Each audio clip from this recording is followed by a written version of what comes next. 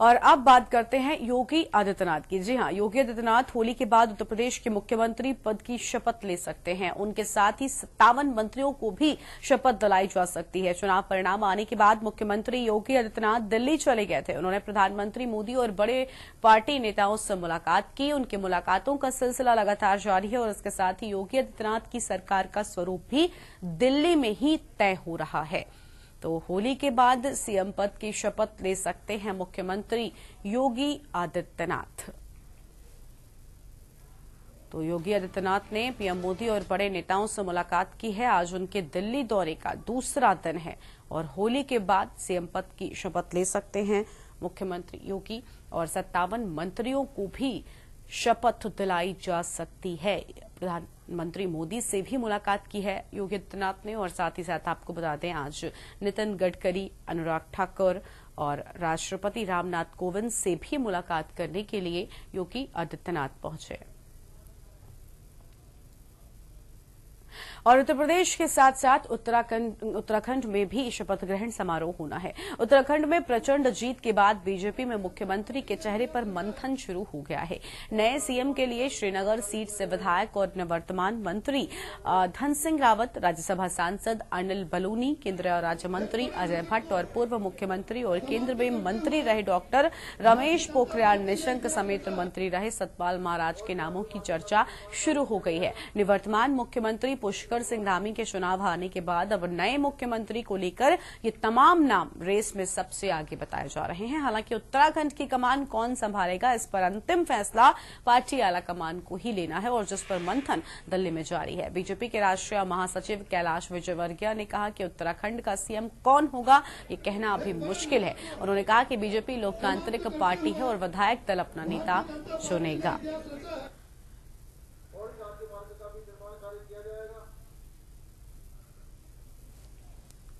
तो अब सवाल यही कि आखिर उत्तराखंड का अगला मुख्यमंत्री कौन होगा। भले ही उत्तर प्रदेश में एक और जहां योगी आदित्यनाथ का नाम जोर शोर के साथ में लिया जा रहा है, लेकिन दूसरी ओर उत्तराखंड में भारतीय जनता पार्टी बहुमत के साथ सत्ता में भले वापसी कर चुकी हो, लेकिन मुख्यमंत्री चेहरे को लेकर अब उत्तराखंड में असमंजस की स्थिति भारतीय जनता पार्टी के सामने नजर आ रही है। क्योंकि अगर बात करें तो पुष्कर सिंह धामी का खटीमा से हारना भारतीय जनता पार्टी के लिए एक नई मुसीबत लेकर आ गया है। क्योंकि अब मुख्यमंत्री चेहरे को लेकर यहां पर मंथन जारी है। कई नाम मुख्यमंत्री की रेस में आगे दौड़ रहे हैं, लेकिन किस पर पार्टी मोहर लगाती है यह आने वाले वक्त के साथ ही स्पष्ट हो पाएगा। पार्टी आलाकमान ही अपना अंतिम फैसला लेगा और होली के बाद शपथ ग्रहण समारोह यहां पर भी हो सकता है। तो एक और जहां उत्तर प्रदेश में तैयारी लगातार चल रही है, क्योंकि जिस तरह से सीएम योगी दिल्ली पहुंचे हुए हैं, लगातार बड़े नेताओं से मुलाकात कर रहे हैं। प्रधानमंत्री से भी उनकी मुलाकात हुई, राष्ट्रपति से भी मिले, नितिन गडकरी से मिले, अनुराग ठाकुर के साथ उनकी मुलाकात हुई। वहीं दूसरी ओर उत्तराखंड में ये सवाल अभी भी अपना जवाब मांग रहा है कि आखिर उत्तराखंड में अगला सीएम कौन होगा। तो ये दो तस्वीरें आपको हम दिखा रहे हैं। एक तरफ जहां होली के बाद शपथ ग्रहण समारोह होने की बात उत्तर प्रदेश में सामने, तो वहीं दूसरी ओर उत्तराखंड में अगला सीएम कौन, क्योंकि सीएम की रेस में कई नाम जो हैं वो आगे चल रहे हैं। पुष्कर सिंह धामी खटीमा से चुनाव हारे, जिसके बाद से लगातार कांग्रेस भी बीजेपी पर वार करती हुई नजर आई कि पुष्कर सिंह धामी को सीएम नहीं होना चाहिए नैतिकता के आधार पर, क्योंकि जिस तरह से खटीमा की जनता ने उन्हें हराया है ये काफी कुछ कहता हुआ नजर आ रहा है।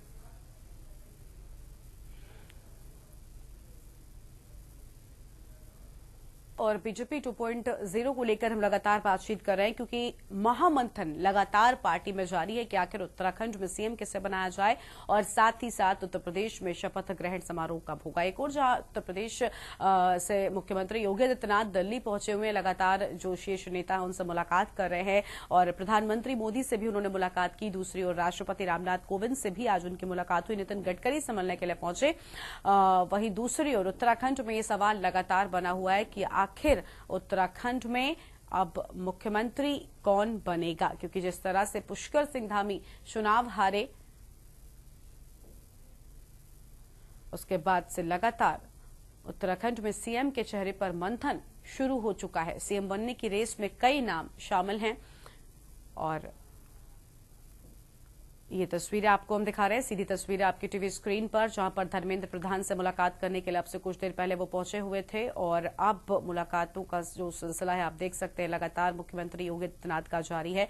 धर्मेंद्र प्रधान से मुलाकात करने के बाद बाहर आते हुए मुख्यमंत्री योगी आदित्यनाथ, क्योंकि लगातार हम देख रहे हैं दिल्ली के दौरे पर पहुंचे हुए हैं और आज उनके दौरे का दूसरा दिन और प्रधानमंत्री नरेंद्र मोदी से भी उन्होंने मुलाकात की और लगातार हम दिखा रहे हैं आपको तस्वीरें, जहां पर राष्ट्रपति रामनाथ कोविंद से भी मिलने के लिए पहुंचे, नितिन गडकरी से भी उनकी मुलाकात हुई। लगातार शीर्ष नेताओं से मिलने का जो सिलसिला है वो योगी आदित्यनाथ का जारी है और काफी कुछ इन मुलाकातों के बाद साफ हो जाएगा कि आखिर मंत्रिमंडल में किसको जारी है और शपथ ग्रहण समारोह कब होगा। यानी योगी 2.0 की तैयारी जो है वो करते हुए अब नजर आ रहे हैं। और दूसरी ओर उत्तराखंड का सवाल बरकरार है कि आखिर उत्तराखंड में मुख्यमंत्री कौन होगा। हालांकि पार्टी में उत्तराखंड में सीएम के चेहरे पर भी मंथन की शुरुआत हो चुकी है। कौन होगा उत्तराखंड का अगला मुख्यमंत्री, ये सवाल लगातार बना हुआ है, क्योंकि खटीमा से पुष्कर सिंह धामी का चुनाव हारना भारतीय जनता पार्टी के लिए मुश्किलें खड़ा कर चुका है।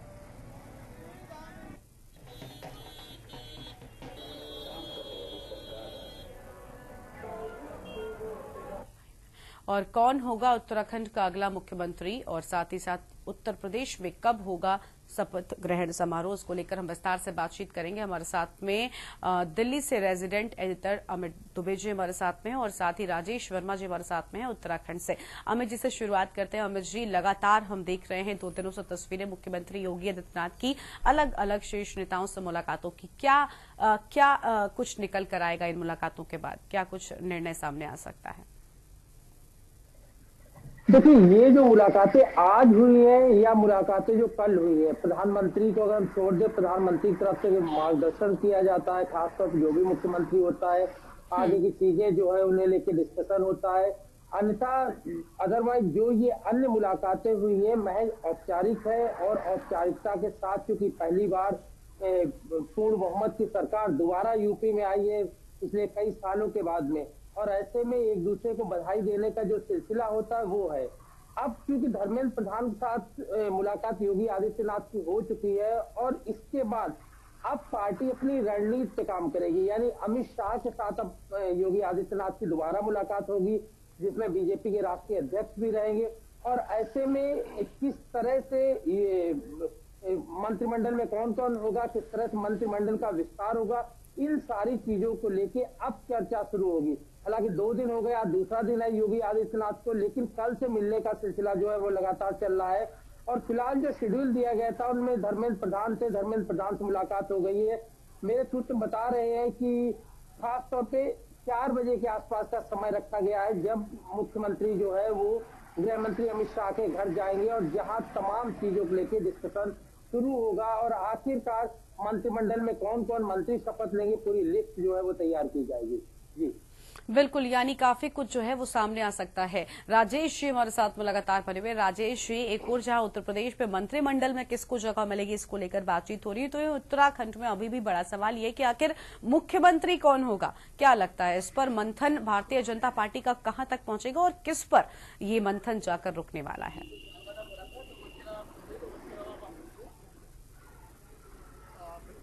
बता दूं कि जो राजनीति है और इस समय जो मुख्यमंत्री को लेकर के जो अटकलें लगी हुई हैं उसका बाजार बहुत तेज सरगर्म है और उत्तराखंड से लेकर दिल्ली तक जो है ये सरगर्मी जो है वो खास तौर से देखने को मिल रही है। और अगर अब बात करते हैं तो मुख्यमंत्री कौन बनेगा, क्योंकि प्रचंड बहुमत के साथ तो भाजपा आ चुकी है, लेकिन अब ये देखना होगा कि मुख्यमंत्री कौन बनेगा, क्योंकि तमाम जो पहलू है, क्योंकि खासतौर से पुष्कर सिंह धामी को लेकर के जो है मुख्यमंत्री के लिए दोबारा चुनने की बात हो रही है, लेकिन इस पे कितना मंथन हो रहा है, कितनी चर्चा हो रही है, ये फिलहाल अभी देखना होगा, क्योंकि अभी जो फिलहाल है अभी होली के बाद ही सब समीकरण क्लियर हो पाएंगे, क्योंकि 19 मार्च को जो है विधायक मंडल की जो है बैठक जो है वो यहाँ पर होनी है और उसमें 1 to 1 करके जो पर्यवेक्षक हैं धर्मेंद्र प्रधान और पीयूष गोयल वो यहाँ पर पहुंचेंगे और वो तमाम जो पार्टी के लोग हैं, विधायक हैं, खासतौर से उनसे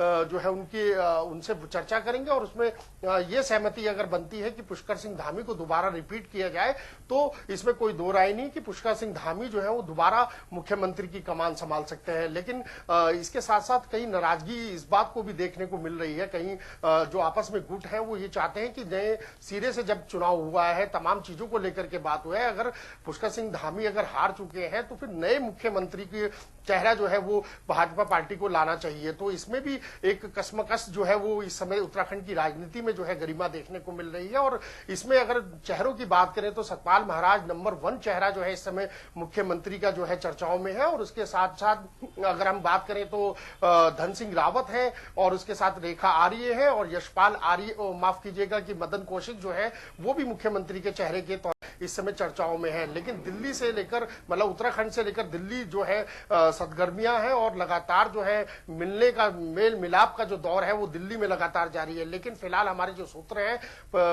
गरिमा, ये हम आपको बता दें कि 19 तारीख को जो है पर्यवेक्षक आएंगे, उसके बाद डिसाइड होगा। और जो संभवता जताई जा रही है कि 20 मार्च को जो है नए मुख्यमंत्री या फिर धामी के चेहरे को लेकर के खासतौर से मोहर लग सकती है। और इसके साथ साथ एक महत्वपूर्ण बात और भी बता दें अपने दर्शकों को कि जो मंत्री जो बात ये है कि जो कैबिनेट मंत्री है उसमें उसको लेकर के भी काफी चर्चाएं जो है वो तेज है, क्योंकि 2 कैबिनेट पद जो है इस समय अगर देखते हैं तो वो खाली हैं, क्योंकि यतीश्वरानंद जो है वो भी चुनाव हारे थे जो हरिद्वार ग्रामीण से, और उसके साथ साथ हरक सिंह रावत ने भी भाजपा पार्टी छोड़ करके कांग्रेस का हाथ थामा। तो कहीं ना कहीं 2 मंत्री पद भी खाली है, जिसको लेकर के तमाम जो विधायक हैं वो ये चाहते हैं कि जो मंत्री पद है उसमें भी नए चेहरों को जो है जगह दी जाए। गरिमा, ठीक है, क्योंकि हम देख रहे हैं लगातार दोनों ही बड़े प्रदेशों को लेकर मंथन जारी है। हमारे साथ उत्तराखंड से राजेश जी लगातार बने हुए हैं और दिल्ली से हमारे साथ रेजिडेंट एडिटर अमित दुबे जी हैं। अमित जी, आपके पास आते हैं। अमित जी, अभी आपने बताया कि जो मुलाकातें हैं ये काफी मायने रखती है, क्योंकि अगर कल की मुलाकातें हों तो प्रधानमंत्री से मुलाकात हुई, लेकिन आज धर्मेंद्र प्रधान से मिलना, अनुराग ठाकुर से मिलना, क्या लगता है? क्योंकि हम लगातार चुनाव से पहले देख रहे थे मुख्यमंत्री के नाम को लेकर भले ही पार्टी की ओर से इस तरह की कोई बात नहीं कही गई, लेकिन जनता के बीच में ये बहुत कहा जा रहा था कि मुख्यमंत्री योगी आदित्यनाथ को दोबारा सीएम नहीं बनाया जा सकता। इस तरह की जो सोशल मीडिया पर भी अटकलें थी, अफवाहें थी, ये तो बिल्कुल स्पष्ट हो गई, क्योंकि जिस तरह से मुख्यमंत्री को बधाइयों का सिलसिला उनके पास में आ रहा है वो कुछ और ही कहता है। लेकिन मंत्रिमंडल उत्तर प्रदेश में किस तरह से बनेगा, इसको लेकर आप क्या कुछ कहेंगे? क्या लगता है इस बार बड़े बदलाव देखने को मिल सकते हैं? देखिए, 2 चीजें हैं खासतौर पे। जिन लोगों को मंत्री पद मिलेगा, चाहे वो यूपी हो या उत्तराखंड हो, जिन लोगों को मंत्री पद मिलेगा जाहिर तौर पर उनके लिए खुशी के क्षण होंगे। लेकिन जिन लोगों को नहीं मिलेगा और जो मंत्री पद की उम्मीद लगाए बैठे, उन्हें कहीं ज्यादा दुख होगा। और ये भी एक बड़ी वजह मानी जा रही है, जो बीजेपी ने जो शपथ ग्रहण समारोह है यूपी और उत्तराखंड का, उसे होली से पहले टाल दिया है। यानी दोनों जगह शपथ ग्रहण समारोह जो है वो होली के बाद होगा। नामों का जो फाइनलाइजेशन है वो भी खासतौर, भले यूपी को लेके आज डिस्कशन हो जाएगा, एक लिस्ट तैयार की जाएगी, लेकिन किसी को और लोग जो है वो मंत्री बन रहे हैं। बीजेपी की हमेशा से रणनीति रही है। अब पार्टी, हमारे सूत्र बता रहे, पार्टी चाहती है कि सारे लोग मिलजुल के होली मनाए, खुशियां जो है वो आपस में मिलकर मनाए। और ये एक बड़ी वजह मानी जा रही है कि अब होली के बाद चीजों को लेकर डिस्कशन होगा। खासतौर पर अगर हम उत्तराखंड की बात करें तो उत्तराखंड में लगातार फीडबैक जो है वो बीएल संतोष, जो कि केंद्रीय संगठन मंत्री है, उनके जरिए तमाम नेताओं से लगातार लिया जा रहा है। 2 पर्यवेक्षक जो नियुक्त किए गए उन्हें भी होली से पहले जाना था, लेकिन अब उनका टाइम चेंज कर दिया गया। होली के बाद 18 तारीख को होली है, 19 तारीख को दोनों पर्यवेक्षक, चाहे वो केंद्रीय मंत्री धर्मेंद्र प्रधान हो या पीयूष गोयल, दोनों जो है देहरादून पहुंचेंगे। वहां पे तमाम विधायकों के साथ डिस्कशन करेंगे, विधायकों का फीडबैक लेंगे, वो फीडबैक जो है दिल्ली लेके आएंगे। इधर बीएल संतोष जो अपना फीडबैक ले रहे हैं, उस फीडबैक और दोनों को मिक्स किया जाएगा। उसके बाद बीजेपी की एक बैठक होगी और बैठक में मुख्यमंत्री का नाम तय किया जाएगा। नाम क्योंकि मुख्यमंत्री का जैसे ही नाम तय होगा उसके 1 या 2 दिन के अंदर शपथ ग्रहण समारोह हो जाएगा, इसमें कहीं कोई दो राय नजर नहीं आती है। और अब जहां तक यूपी की बात है, यूपी का भी सिलसिला यही है, नामों का फाइनलाइजेशन जरूर हो जाएगा, लेकिन क्योंकि शपथ ग्रहण समारोह होली के बाद होना है, तो ऐसे में कौन कौन लोग शपथ ले रहे हैं। अगर हम केंद्रीय मंत्रिमंडल की बात करें तो जब मंत्रिमंडल का जिस दिन विस्तार हो रहा था, शाम को जो शपथ ग्रहण समारोह था, उससे महज 4 घंटे पहले ही लोगों के पास फोन जाने शुरू हुए थे कि किन किन लोगों को केंद्रीय मंत्री के रूप में शपथ लेनी है। हालांकि एहतियात के तौर पे तमाम सांसदों को पहले ही दिल्ली बुला लिया गया था। तो यही चीजें जो है वो बीजेपी की रणनीति का हिस्सा होती है और होली के बाद जो मंत्रिमंडल का विस्तार होगा उसमें भी इस तरह की चीजें दिखाई देंगी। तमाम नाम जो है वो लगभग में आज फाइनल हो जाएंगे, लेकिन इसके बावजूद अंतिम मोहर जो है वो होली के बाद ही दिखाई देगी। बिल्कुल, यानी होली तक इंतजार करना होगा और किसके पाले में खुशियां आती हैं, किसके पाले में निराशा, ये होली के बाद स्पष्ट हो जाएगा। राजेश जी, आप बताइए, उत्तराखंड में जब मुख्यमंत्री चेहरे को लेकर ही अभी तक मंथन जो है वो पूरा नहीं हो पाया, तो ऐसे में मंत्रिमंडल में जो लोग जगह बनाना चाहते हैं वो भला किस तरह से नजर आ रहे हैं? क्या उनकी ओर से भी कोशिशें जो है वो लगातार जारी हैं?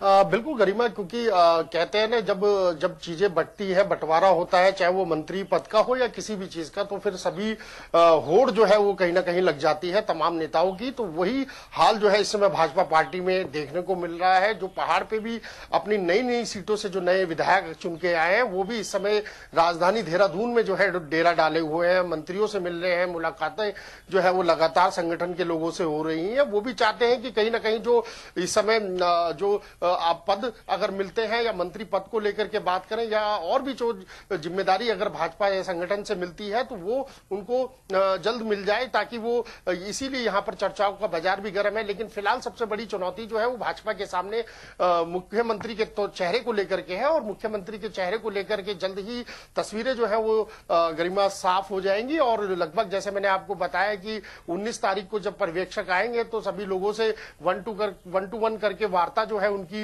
होगी और उसमें डिसाइड हो जाएगा कि मुख्यमंत्री पुष्कर सिंह धामी बनेंगे या फिर अदर कोई मुख्यमंत्री जो है उत्तराखंड का बनेगा। लेकिन फिलहाल जो है चर्चाएं बहुत तेजी से गर्म है और जल्द ही जो है इसका फैसला जो है वो 19 तक हो जाएगा और 20 तारीख को जो है 20 मार्च को जो है फाइनली जो है मुख्यमंत्री की शपथ जो है वो यहां पर ले ली जाएगी। लेकिन सबसे बड़ी बातें ये भी है गरिमा, क्योंकि इस समय जो है सरकार ने भले ही प्रचंड बहुमत से जो है जीत चुकी है, 47-48 सीटें जो है वो भाजपा लेके आई है। अच्छी करारी मशक्कत जो है कांग्रेस ने भी यहां पर दिखाई, लेकिन उसके हाथ में कुछ नहीं लगा। लेकिन सबसे बड़ी समस्या ये भी हो गई है कि जो प्रदेश के मुखिया थे पुष्कर सिंह धामी, उनके चेहरे को लेकर के चुनाव जरूर लड़ा गया और वो जो है करारी हार जिसको कहा जा सकता है वो धामी को मिली है। और इसके बाद क्या ऐसी वजह रही कि धामी जो है वो चुनाव हार गए? क्योंकि अभी तक का इतिहास रहा है गरिमा, खासतौर से 2022 में चल रहा है, 22 साल जो है राज्य को बने हुए हैं कि आखिरकार मुख्यमंत्री जो है अपने क्षेत्र से क्यों हार जाता है, ये सवाल एक बड़ा उठता है। और इसमें कहीं ना कहीं कहा जा सकता है क्योंकि अभी पुष्कर सिंह धामी को हालांकि मुख्यमंत्री बने ज्यादा समय नहीं हुआ था और वो जो है वो कहीं ना कहीं हार का उनको सामना करना पड़ा। लेकिन एक वजह ये भी है कि शायद हो सकता है कि जो मुख्यमंत्री जब वो बन के आए तो उन्होंने प्रदेश का विकास तो बहुत करने की कोशिश की और इसका जीता जागता जो उदाहरण है वो देखने को भी मिला है कि सभी जगह से भाजपा जो है बढ़िया बहुमत से जो है वो दोबारा आई है। लेकिन कहीं ना कहीं वो अपनी सीट जो है वो नहीं बचा पाए क्योंकि उनकी क्षेत्र की जो जनता है यानी कि खटीमा की जो जनता थी वो उनके कामों को लेकर के नाराजगी उन्होंने वहां जताई है और यही कारण रहा कि धामी को जो है हार का सामना करना पड़ा। लेकिन वो एक चाहते जो जरूर बन चुके हैं उत्तराखंड के नए मुख्यमंत्री के तौर पे कहा जा सकता है कि जो उन्होंने 4-6 महीने जो कमान संभाली उसमें उन्होंने लोगों का दिल जरूर जीता है और यही कारण है कि तमाम जो पार्टी के संगठन के लोग हैं वो यही चाहते हैं कि धामी जो है वो दोबारा मुख्यमंत्री बने, एक बार उनके नेतृत्व में जो है दोबारा सरकार जो है काम करे। तो अभी ये चीजें हैं, अभी इस पे सब मंथन और चर्चाएं जो है दिल्ली से लेकर उत्तराखंड तक जो है गरिमा चल रही है। अब क्या निर्णय जो है क्या निकल के आता है, क्या धामी की ही लॉटरी निकलती है, ये बहरहाल देखना होगा। लेकिन जो और भी नए चेहरे हैं जो मंत्री पद से लेकर और मुख्यमंत्री पद के लिए जो है वो लगातार उत्तराखंड से जो है दिल्ली का मूव जो है वो कर चुके हैं और लगातार चर्चाएं जो है संगठन में कर रहे हैं। बिल्कुल, यानी लगातार जो मंथन है वो पार्टी की ओर से जारी है, लेकिन किसके नाम पर मोहर लगती है इसके लिए थोड़ा सा और इंतजार करना होगा। अमित जी, आप बताइए, क्योंकि उत्तर प्रदेश की बात करें, हाल की सरकार में 2 डिप्टी सीएम उत्तर प्रदेश की सरकार में मिले, क्या इस बार भी इस तरह ही मंत्रिमंडल कुछ बनेगा? क्या एक बार फिर से उत्तर प्रदेश में 2 डिप्टी सीएम होंगे? और क्या, क्योंकि कुछ नाम ऐसे हैं, मैं यहाँ पर अभी नाम तो नहीं लूंगी फाइनल, हालांकि केशव प्रसाद मौर्य जिस तरह से चुनाव हारे, इसके बाद क्या लगता है कि अब उप मुख्यमंत्रियों को लेकर पार्टी क्या कुछ कर सकती है? देखिए बिल्कुल, देखिए उप मुख्यमंत्री तो पार्टी में रहेंगे ही, इसमें कहीं दो राय नजर नहीं आती। और उम्मीद ये की जाती है कि जिस तरह से अलग अलग खंड है, चाहे वो पूर्वांचल की बात करें, पश्चिमी यूपी की बात करें, तो ऐसे में उप मुख्यमंत्रियों की संख्या बीजेपी बढ़ा भी सकती है और जातिगत समीकरण भी बिठाने की कोशिश कर सकती है। कौन लोग होंगे देखना होगा। अगर हम नामों की बात करें तो खासतौर पे एक दलित चेहरा जो है उभार के जो बीजेपी ने निकाला है, पहले उत्तराखंड के राज्यपाल के रूप में काम किया बेबी रानी मौर्य, और रिसेंटली जो उनकी जीत है वो भी 70,000 के आसपास हुई है। तो ऐसे माना जा सकता है कि बेबी रानी मौर्य को भी एक चेहरा बनाया जा सकता है, महिला भी है और पिछले वर्ग से भी आती है, तो जाहिर तौर पे। लेकिन तमाम चीजें जो है वो यहाँ कयास के रूप में स्वतंत्र देव सिंह पिछले अगर चुनाव की बात करें तो केशव प्रसाद मौर्य अध्यक्ष थे, बीजेपी 300 से ज्यादा सीटें जीत के आई। इस बार स्वतंत्र देव सिंह से पिछड़ा वर्ग के एक बड़े नेता, उनकी भूमिका को नकारा नहीं जा सकता, उन्हें भी डिप्टी सीएम पद से नवाजा जा सकता है। तो कई सारे नाम जो है वो लगातार यहाँ पे घूम रहे हैं। फिर कुछ लोगों को सरकार से लाके संगठन में भी लाया जा सकता है, जिनमें दिनेश शर्मा का भी नाम है कि हो सकता है दिनेश शर्मा को डिप्टी सीएम पद से हटा के संगठन में पार्टिसिपेट करने के लिए भेजा जाए। लेकिन अभी ये महज कयास है, महज चर्चाएं हैं।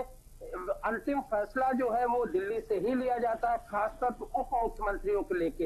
हालांकि इस बार योगी जो है वो एक सशक्त नेता के रूप में उभरे हैं, दूसरी बार बीजेपी बहुमत में आई है, तो ऐसे माना जा सकता है कि कुछ मंत्री ऐसे जरूर मंत्रिमंडल में शामिल होंगे जो सिर्फ योगी के बिहाफ पे ही मंत्रिमंडल में होंगे। और लेकिन एक सामंजस्य बिठाया जाएगा, एक तालमेल बिठाया जाएगा मंत्रिमंडल बनाने के लिए। उप मुख्यमंत्री को लेके आज जरूर नामों को लेके चर्चा होगी, लेकिन क्योंकि शपथ ग्रहण समारोह काफी दूर है, तमाम लोग जो है वो अपनी अपनी लॉबिंग करने में भी लगे हैं। चाहे हम उत्तराखंड की बात करें, यूपी की बात करें कि किस तरह से उन्हें मंत्री पद या उप मुख्यमंत्री पद मिले, लेकिन अभी चूंकि निर्णय जो है वो केंद्रीय नेतृत्व को लेना, और केंद्रीय नेतृत्व बहुत जल्द इसे लेके बैठक कर रहा है। बिल्कुल, यानी मंथन जो है, बैठकों का सिलसिला भी जारी है और मंथन भी जारी है, नामों पर जल्द ही मोहर लग सकती है। उत्तराखंड से राजेश जी लगातार बने। राजेश जी, उत्तराखंड में भी आप लगातार कह रहे हैं कि कई नाम जो है वो मुख्यमंत्री की रेस में आगे दौड़ रहे हैं, लेकिन सबसे बड़ा सवाल यही है कि क्योंकि हमने देखा लगातार खटीमा सहारने के बाद कांग्रेस पुष्कर सिंह धामी को लेकर हमलावर है कि क्या भारतीय जनता पार्टी के पास कोई भी बड़ा चेहरा और नहीं बचा है, क्या सिर्फ पुष्कर सिंह धामी ही रह गए जो उत्तराखंड में वापसी जिन्होंने कराई है। तो ऐसे में पार्टी के लिए भी ये थोड़ा सा मुश्किल दौर है। भले ही सत्ता में वापसी हुई, एक मिथक तोड़ा, लेकिन एक मिथक अभी भी बरकरार है कि मुख्यमंत्री दोबारा नहीं बनता। ऐसे में क्या लगता है, पार्टी के ऊपर क्या प्रेशर भी है?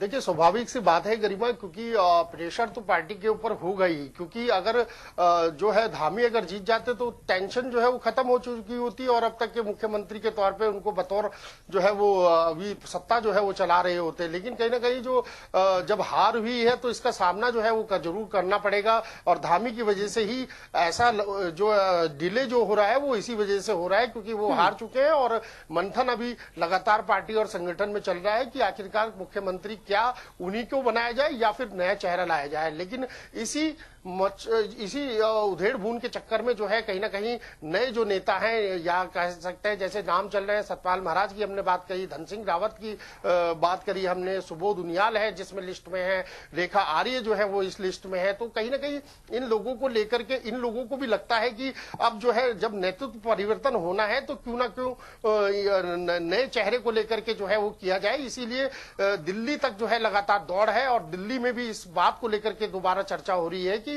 धामी अगर आते हैं तो उनको सीट देने वाले तो बहुत लोग हैं गरिमा, लेकिन क्या है कि जो संविधान में लिखा है कि 6 महीने बाद जो है उनको दोबारा चुनाव लड़ना पड़ेगा, तो फिर एक बड़ा रिस्क जो है वो कहीं ना कहीं दोबारा भाजपा को लेना पड़ेगा इस बात के लिए, अगर वो गलती से हार जाते हैं तो इसीलिए अभी जो है मंथन और जो चर्चाएं हैं वो लगातार आप देख ही रही हैं कि पूरे राजनीतिक माहौल जो है इस समय गर्म है, और अभी देखना होगा कि आखिरकार धामी ही मुख्यमंत्री बनेंगे या फिर और नए चेहरे को लाया जाएगा। लेकिन और साथ में एक चीज और मैं आपको बता दूं कि जो हमारे सूत्र हैं वो ये बता रहे हैं कि शायद इस बार जो चुनाव होगा, यानी कि जो मुख्यमंत्री के चेहरे को लेकर के होगा, वो एक नए विधायक में से निकाला जाएगा। जैसे आपको याद होगा कि पुष्कर सिंह धामी है, दूर दूर तक इनका अंदेशा नहीं था कि इनको मुख्यमंत्री जो है वो बनाया जाएगा, लेकिन इस समय जो है चुनाव आए, और चुनाव में जब पूरी सीटों पे तो भले ही भाजपा जीत गई है लेकिन धामी जरूर हार चुके हैं, तो कहीं ना कहीं इसकी वजह से जो है बड़ी समस्या जो है बिल्कुल राजेश जी, आपके पास वापस लौटेंगे। इस बीच एक अहम जानकारी, एक अहम तस्वीर सामने आ रही है, आपको दिखाते हैं, जहां पर राष्ट्रपति से मुलाकात करते हुए ये तस्वीर आपकी टीवी स्क्रीन पर आपको हम दिखा रहे हैं। राष्ट्रपति रामनाथ कोविंद से बातचीत करते हुए मुख्यमंत्री योगी आदित्यनाथ की ये तस्वीरें, और शपथ ग्रहण होली के बाद होगा। और ये अहम खबर, अहम तस्वीरें आपको हम दिखा रहे थे। तो अभी हमने तस्वीरें अपने दर्शकों को दिखाई, जहां पर राष्ट्रपति से मुलाकात के लिए योगी आदित्यनाथ पहुंच चुके हैं। लगातार मुलाकातों का सिलसिला जारी है। इस पर सवाल करेंगे अमित जी से, लेकिन उससे पहले राजेश जी, आप कुछ कह रहे थे, अपनी बात पूरी करिए। बिल्कुल गरिमा, क्योंकि मैं यही बता रहा था कि क्योंकि जो मुख्यमंत्री का चेहरा है उसके लिए तो बिल्कुल चल ही रहा है कि कौन बनेगा, और सबसे बड़ी मशक्कत जो है मंत्रियों को लेकर के भी है। अभी तक हमने देखा है कि जो अभी पार्टी में मौजूद थे हरक सिंह रावत, उन्होंने पार्टी छोड़ दी, और तो मंत्री पद जो है वहां पर खाली पड़ा है, यानी कि ब्लैंक है। और उसके साथ साथ यतीश्वरानंद जो है, जो हरिद्वार ग्रामीण से थे, वो भी जो है उनको इस बार जो है हार का सामना करना पड़ा, तो उनका भी पद जो है इस समय खाली है। तो अब ये 2 पद खाली हैं, और उसके बाद अगर मुख्यमंत्री अगर उनको नहीं चुना जाता, यानी कि पुष्कर सिंह धामी को, तो फिर एक नया चेहरा आएगा, तो उसको लेकर के भी चयन एक बड़ा चुनौती जो है वो खासतौर से भाजपा के लिए है। इसको कोई डिनाई नहीं किया जा सकता, और इसी मशक्कत के चक्कर में जो है वो लगातार भाजपा जो है चिंतन मंथनों का दौर जो है वो लगातार जारी है। लेकिन अभी फिलहाल ये कहना बड़ा मुश्किल होगा कि मुख्यमंत्री के तौर पर जो है पुष्कर सिंह धामी को ही चुना जाता है या फिर नए चेहरे को चुना जाता है। लेकिन जो मेरा कहना यही था गरिमा कि जो मेरे पास सूत्र है, जो मेरे सूत्र है, वो ये बता रहे हैं कि इस बार जो है नए विधायक को लेकर के खासतौर से जो है मुख्यमंत्री के तौर पे जो है मोहर लग सकती है। लेकिन अभी ये कितनी इस बात को लेकर के सच्चाई है, बहरहाल देखना होगा। 19 तारीख को जो है पर्यवेक्षक उत्तराखंड में आएंगे, जब उनकी वार्ता होगी तमाम विधायकों से, फिर ये तस्वीरें साफ हो जाएंगी कि क्या आखिरकार धामी को ही मुख्यमंत्री बनाया जा रहा है या किसी नए चेहरे को लेकर के बनाया जाता है। और उसके साथ साथ जैसे ही 19 तारीख को नाम मुख्यमंत्री के चेहरे का घोषणा हो जाती है, तो 20 तारीख को संभवतः जो है वो शपथ भी ले लेगा। ठीक है, यानी जल्द ही नामों पर मोहर जो है वो लग जाएगी और बिल्कुल तस्वीरें स्पष्ट हो जाएंगी। अमित जी, आप बताइए, क्योंकि अगर उत्तर प्रदेश की बात कर ले तो उत्तर प्रदेश में भी कई मंत्रियों ने चुनाव से ठीक पहले इस्तीफा दिया। स्वामी प्रसाद मौर्य हो गए, दारा सिंह चौहान हो गए, इस तरह से कई नाम सामने आए थे, जिसके बाद राजनीतिक हलचल भी बढ़ गई थी। तो ऐसे में और भी लोगों की नजर जो है वो मंत्री पद को लेकर बनी होगी। तो ऐसे में पार्टी के लिए इन नामों पर मोहर लगाना एक बड़ा काम है। देखिए, 2 चीजें, कुछ मंत्री ऐसे थे, चाहे हम धर्म सिंह सैनी की बात करें या इसके साथ ही स्वामी प्रसाद मौर्य की बात करें, कई मंत्री ऐसे थे जो न सिर्फ उन्होंने रिजाइन किया बल्कि पार्टी भी वो छोड़ के चले गए। बिल्कुल। लेकिन लगभग 10 मंत्री ऐसे हैं जो कि पार्टिसिपेट कर रहे थे, चुनाव हार गए। इसके साथ ही एक और खबर आ रही है कि सबसे बड़ी चीज, जो मंत्रिमंडल में जो मंत्री थे उनमें से भी 10 से 12 लोग ऐसे जिन्हें मंत्री नहीं बनाया जा सकता है। तो जाहिर तौर पे कई सारे चेहरे जो है वो नए इस बार मंत्रिमंडल में देखने को मिलेंगे, जिन्हें पिछली सरकार में मंत्रिमंडल के पद का स्वाद नहीं चखा, उन लोगों को इस बार मौका जरूर मिलेगा। इसमें कहीं कोई दो राय नजर नहीं आती। 2024 का चुनाव है, खासतौर पे यूपी पे बीजेपी ज्यादा फोकस कर रही है, हमने विधानसभा चुनाव में भी देखा। तो ऐसे पार्टी बिल्कुल नहीं चाहती कि 2024 में पिछले आंकड़े को बीजेपी ना चुकाए या उससे कहीं कम रह जाए। तो बीजेपी की अपनी कोशिश है और उसी कोशिश के तहत ही ये मंत्रिमंडल का विस्तार होगा। इसमें कई ऐसे नाम आएंगे जो कि मंत्रिमंडल में नए नाम शामिल होंगे, चाहे वो उप मुख्यमंत्री की रेस में हो या कैबिनेट मंत्री और राज्य मंत्री की रेस में। ठीक है, यानी कई नए नामों को यहाँ पर जगह दी जा सकती है। राजेश जी, आप बताइए, क्या उत्तराखंड में भी कुछ ऐसा ही हाल है? क्या नए लोगों पर विश्वास पार्टी जता सकती है? क्योंकि हमने देखा था उत्तराखंड में भी राजनीतिक जो हलचल थी वो काफी तेज हो गई थी, और अब तो जब मुख्यमंत्री चेहरे को नाम को लेकर ही मंथन जारी है, तो ऐसे में मंत्रिमंडल में भी काफी सुगबुगाहट जो है वो तेज हो गई होगी। बिल्कुल गरिमा, इसमें कोई दो राय नहीं है कि नए पद को लेकर के नए मंत्रियों को लेकर के चर्चाएं जो है वो लगातार जारी है। लेकिन एक बात और इसमें समझनी होगी गरिमा, क्योंकि एक अभी तक अगर जब 2022 के जब चुनाव शुभारंभ हुआ था, चुनाव का मतदान देने के लिए भी बात हुई थी, तो दल बदल की जो है वो पूरे प्रदेश में देखने को मिली। चाहे वो उत्तराखंड की बात करें या तमाम जो 5 राज्यों में चुनाव हुए हैं उसमें दल बदल की राजनीति देखने को मिली। अब इसमें भी एक चर्चा होनी चाहिए कि कि आखिरकार जो किसका नफा और किसका नुकसान हुआ है इस दल बदल की राजनीति में। अगर मैं उत्तराखंड की बात करूं तो उत्तराखंड में जिस तरीके से आपने देखा होगा कि हरक सिंह रावत जो है भाजपा छोड़कर के कांग्रेस में शामिल हुए, उनको टिकट तो हालांकि नहीं मिला क्योंकि कांग्रेस में पहले से ही अपनी आपसी लड़ाई के चक्कर में जो है बड़ा नुकसान जो है अभी देखने को ही मिला है। सभी के सामने तस्वीरें बयां है कि जो है कांग्रेस कहां पर सिमटी है और भाजपा कहां पर पहुंची है। हालांकि उसके बाद अगर बात करें तो हरक सिंह रावत को टिकट नहीं मिला, उनकी पुत्रवधू को जो है वो टिकट मिला, अनुकृति को टिकट मिला, और लेकिन उनको भी जो है हार का सामना करना पड़ा। तो कहीं ना कहीं इसको कहा जा सकता है कि इनका नुकसान हुआ। और दूसरी बात अगर करते हैं कि जो कांग्रेस से पूर्व प्रदेश अध्यक्ष रहे जो है किशोर उपाध्याय जो है वो हाल ही में भाजपा में गए और उनको टिहरी से टिकट मिला और अच्छे वोटों से वो जीत करके निकल के आए। तो उनको कहा जा सकता है कि साफ तौर पे से जो है उनका नफा जो है वो हुआ, उनको फायदा जो है वो हुआ। और उसके साथ साथ एक नारा जो है प्रियंका गांधी ने लगाया था कि लड़की हूं लड़ सकती हूं, तो वो कंट्रोवर्सी जो है कहीं ना कहीं महिलाओं के बीच में जो है कांग्रेस में देखने को मिली, क्योंकि जो टिकटों का बंटवारा हुआ वो महिलाओं का परसेंटेज जो है उत्तराखंड में कम देखने को मिला।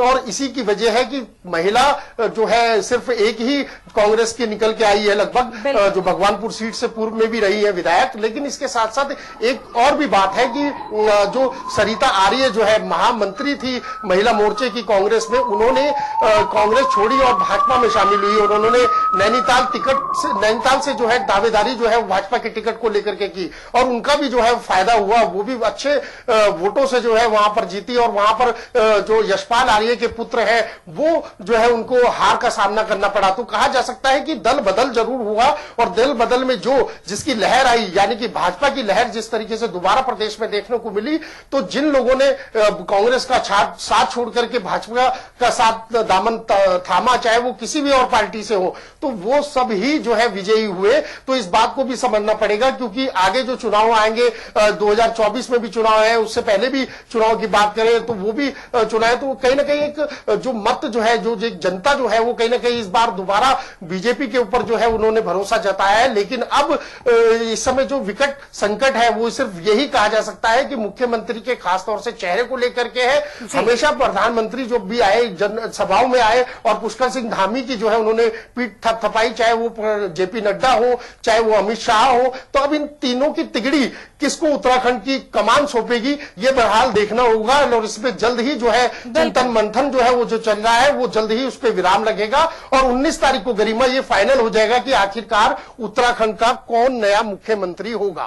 बिल्कुल, यानी बहुत जल्द सब कुछ स्पष्ट हो जाएगा और इसी को लेकर हम लगातार बातचीत करें। अमित जी, अभी आपने कहा कि कई मंत्रियों ने पार्टी जो छोड़ी थी उनको लेकर भी जो है पार्टी अब बहुत ज्यादा मंथन कर रही है। लेकिन अमित जी, एक और सवाल यहाँ पर यह है कि अभी आपने कहा बहुत से नए नामों पर, लेकिन एक खबर लगातार हमने अपने दर्शकों को भी दिखाई थी कि बागी जो रहे हैं, जिन लोगों ने भीतरी घात करने की कोशिश की है, इनको लेकर भी पार्टी मंथन कर रही है कि आखिर ऐसे कौन से लोग हैं जिनकी वजह से कुछ जगहों पर हार का सामना करना पड़ा। क्या इनको लेकर भी इन्हीं बैठकों में चर्चा हो सकती है? क्या इन पर भी एक्शन बहुत जल्द लिया जा सकता है? जिन लोगों की अगर हम बागी की बात करें या अंदरूनी जो नुकसान पहुंचा रहे थे इन लोगों की बात करें तो यूपी में जो लगातार मीटिंगें हुई है जिनमें खुद राधा मोहन सिंह मौजूद थे, स्वतंत्र सिंह थे, सुनील बंसल थे, उसके साथ खुद मुख्यमंत्री योगी आदित्यनाथ थे, दोनों डिप्टी सीएम मौजूद थे। और ऐसे में इन लोगों की लिस्ट पहले से तैयार हो चुकी है। उस लिस्ट को सिर्फ यहाँ केंद्रीय नेतृत्व के सामने रखा जाएगा और उस चीज को लेकर डिस्कशन जरूर होगा, लेकिन उनमें से किसी को भी मंत्री नहीं बनाया जाएगा। हमने पहले भी देखा कि बीजेपी हर कदम जो है बहुत फूक के रखती है और जैसे लगातार चुनाव की बात करते हैं कि चुनाव युद्ध स्तर पे लड़ती है। अब चुनाव हो चुका, अब चुनाव की फिलहाल संशय बीजेपी के सामने नजर नहीं आता है, चुनाव की स्थिति नहीं है और जिन राज्यों में चुनाव होना है वो हिमाचल और गुजरात के हैं। तो ऐसे में इन लोगों को मंत्री पद नहीं मिल रहा है, ना ही मंत्रिमंडल में शामिल किया जाएगा। हालांकि विधायक है, विधायक बने रहेंगे, इसे लेकर कोई कार्रवाई पार्टी नहीं करेगी। पार्टी उनकी गतिविधियों पे नजर जरूर रखेगी। जहां तक मंत्रिमंडल की बात है तो अब मंत्रिमंडल में मतलब नए लोग भी उम्मीद कर सकते हैं कि उन्हें मंत्री पद मिल सकता है। उसकी बड़ी वजह ये है कि जो दूसरी बार सरकार आई है और इसके साथ मैं बात कर रहा था कि तमाम मंत्री ऐसे हैं जो चुनाव हार चुके हैं, कुछ मंत्री ऐसे हैं जो पहले ही पार्टी छोड़ के चले गए थे और कुछ मंत्री पहले से ही उनका जो काम था उन कामों का आकलन प्रधानमंत्री और गृह मंत्री हर कोई कर चुका है, मुख्यमंत्री भी कर चुके हैं। और ऐसे में उनका जो हम लगभग 1 दर्जन मंत्रियों की बात करें, उनका मंत्री पद जाना तय है। और ये एक बड़ा कारण है जिसकी मैं बात कर रहा था कि चूंकि होली का विषय है, होली आ रहा है, होली जैसा बड़ा त्योहार है और त्योहारों पे बीजेपी किस तरह पार्टिसिपेट करती है ये भी हर कोई जानता है। तो चुनाव होली के बाद ही मंत्रिमंडल का विस्तार और शपथ ग्रहण समारोह रखा गया है, जिससे कि हर कोई होली जो अपनी खुशी के साथ और जो जीत हुई है और जीत के जश्न के साथ में मना सके। किसी को ये ना लगे कि उन्हें मंत्री पद में जगह नहीं मिली और वो मंत्री के दावेदार थे। इस तरह की चीजों से पार्टी बचना चाहती है। लेकिन इसमें कोई दो राय नजर नहीं आती कि कई ऐसे चेहरे होंगे जो जिन्हें इस बार मौका मिलेगा। और खासतौर पे जो जातीय समीकरण है, भले जात से हटके बीजेपी दावा करे कि उन्हें वोट मिलते हैं, लेकिन जातीय समीकरण जो है और क्षेत्रवाद जो है, दोनों समीकरण जो है इस मंत्रिमंडल में बखूबी दिखाई पड़ेंगे। बिल्कुल, यानी सभी समीकरणों को दुरुस्त करने की कोशिश अब भारतीय जनता पार्टी की होगी, क्योंकि जिस तरह से अगर हम बात करें समाजवादी पार्टी की, तो वोट शेयर उनका बढ़ा था। यानी कहीं ना कहीं थोड़ा बहुत नुकसान जो है वो भारतीय जनता पार्टी को भले ही सीटों को लेकर न उठाना पड़ा हो, लेकिन वोट शेयर में जरूर देखने को मिला। राजेश जी, आप बताइए, उत्तराखंड में भी हमने देखा है कई सीटों पर ये बात सामने आ रही है जहां पर जो विरोध की आवाजें थी वो पार्टी के भीतर से ही उठी थी, क्योंकि कई नए लोगों को टिकट दे दिया गया। टिकट बंटवारे में कुछ ऐसी चीजें हुई जिसके चलते अपने लोग नाराज हो गए। तो ऐसे में क्या अब कदम पार्टी उठा सकती है ताकि उन लोगों को भी मनाया जा सके और जो नए लोग पार्टी के साथ जुड़े हैं इनको भी साथ लेकर चला जा सके? बिल्कुल गरिमा, देखिए जब तस्वीरें साफ हो जाती है, जब युद्ध के मैदान में जो जीत जाता है, तो मुझे लगता है कि सभी लोग जो है उसके फेवर में आ जाते हैं। भले दल बदल जो जरूर हुआ, पार्टी के बीचों बीच जो है भीतर घात जो है वो देखने को मिला, चाहे वो हम कांग्रेस की बात करें या भाजपा की बात करें। लेकिन भाजपा में एक सिस्टम ये जरूर बहुत अच्छा देखने को मिलता है कि जब भी कोई भीतर घात होता है और कहीं से किसी बगावती सुर के जो आवाज जो है वो आती है, तो तुरंत उसके खिलाफ जो है वो एक्शन करना शुरू कर देती है। और यही कारण रहा कि 2022 में कई लोगों ने बगावत जरूर करी, चाहे वो टिकट को लेकर के बात करें या और अन्य चीजों को लेकर के बात करें, तो तुरंत तत्काल जो है उनके जो है पर्चे फाड़ दिए गए, यानी कि उनको निष्कासित जो है वो 6 साल के लिए कर लिया गया। तो ऐसा हैंड टू हैंड जो है वो परिणाम जो है वो भाजपा में जरूर देखने को मिला। और वही चीजें जो है वो अभी कांग्रेस में भी देखने को मिली है। और कांग्रेस में भी अगर देखें तो हार का सामना जिस तरीके से कांग्रेस ने अभी देखा है 2022 को लेकर के, तो उसमें भी जो है कई लोगों ने जो है अपने खुद पद से जो है इस्तीफा दे दिया है नेतृत्व के आधार पर। और इसके साथ साथ जिन लोगों ने भीतर घात किया था, जिसकी वजह से जो है कांग्रेस को भारी नुकसान हुआ, तो उन लोगों के खिलाफ भी जो है एक तरीके से जो है नोटिस जो है वो पार्टी ने जारी कर दिया है कि 6 साल के लिए उन लोगों को जो है निष्कासित कर दिया गया है। तो इसमें ये कॉमन सब्जेक्ट है और इसमें हमेशा जो है पार्टी, चाहे वो कांग्रेस हो या भाजपा हो या अन्य कोई भी दल हो, तो वो हमेशा इन चीजों पर खास तौर से ध्यान रखता है कि किसकी वजह से हमको ज्यादा जो है नुकसान हुआ, तो उसको तत्काल जो है पार्टी से निष्कासित जो है वो कर दिया जाता है। लेकिन समस्या यहीं पर नहीं होती, क्योंकि काफी सारी चीजें हैं। अब जैसे मैंने आपसे कहा कि जब पार्टी जीत चुकी है, भाजपा जीत गई है, तो मुझे लगता है कि अब जो है रूठने और मनाने वाली तो परंपरा इस समय देखने को नहीं मिलेगी। लेकिन अब जो है जो कई पुराने दिग्गज नेता है जिनकी नाराजगी जरूर थी कि उनको टिकट नहीं मिला, तो अब उनकी वापसी जरूर होगी, क्योंकि उनको पता चल गया है कि अब भाजपा जो है वो दोबारा सत्ता में आ गई है। तो तमाम चीजें जो है लोगों की शुरू हो जाती हैं, तो समीकरण बिठाने शुरू हो जाते हैं, तमाम चीजें होती हैं। तो अब एक नाराजगी जो है वो भाजपा के लोगों में खास तौर से नहीं देखने को मिलेगी। और साथ साथ कांग्रेस की अगर बात करें तो कांग्रेस में मुझे लगता है कि जिस तरीके से पहले 11 जो है विधायक थे 2017 में जब चुन के आए थे, और उसके बाद एक थोड़ी सी बढ़त जरूर मिली है, 19 हो चुके हैं। लेकिन कहीं ना कहीं एक थोड़ा बहुत फर्क पड़ेगा इस बात का कि विपक्ष जो है कहीं ना कहीं एक मजबूती की तरफ हुआ है। लेकिन इसमें एक छोटा सा राज्य है उत्तराखंड गरिमा, और 70 सीटों पे चुनाव हुआ है, और एक विधानसभा में जब ये लोग जाएंगे तो एक विपक्ष भी मजबूत होना जरूरी है। क्योंकि